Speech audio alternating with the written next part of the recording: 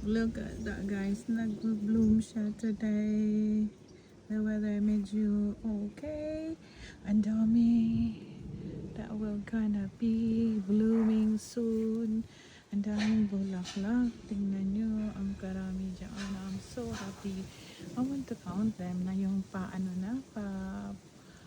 Pa-open up na isa, dalawa, tatlo, apat, lima, anim, pito, walo, siyam, sampu, then 11, 12, 13, 14, 15, 16, 17, then 18, 19. I'm sure marami pa dito sa kabila, mga 20, more than 20. So this, itong rose na to, ang dami niyang bulaklak in a week time.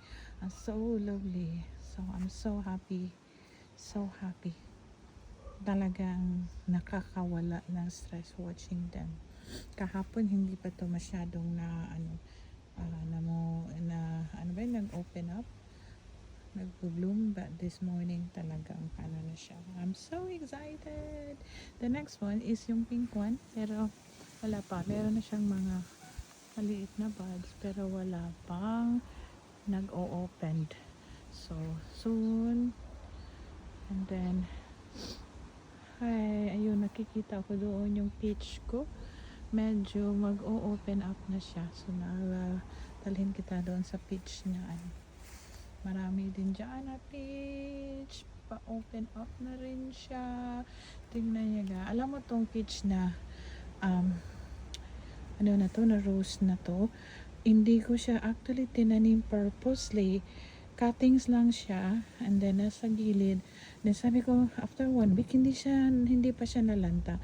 So sabi ko, iusok ko na lang kaya dyan. So kaya nasa side siya, nausok. And then may plant to na another plant. So tinanggal ko siya kasi after few weeks talagang nabuhay. So I said, okay, this year tinanggal ko yung main na tinanim ko na flower dyan para giveaway sa kanya. Tsaka biglang lumaki ang bilis. And then peach color na flowers. Parang red siya tanan, pero pag mag-o-open up na yan siya, kulay red yan. And then saka ito na maliit pa, kulay red, at saka ito kulay peach pala. Ito kulay red, namulaklak na yan siya last year. Maliit siya na pat, pero talagang na. I'm so happy.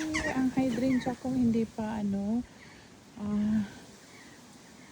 meron na siya mga maliliit na flowers, pero matagal pa yan, middle of June pa siguro yan. So, or even July na siya. I'm so happy. Okay, bye bye.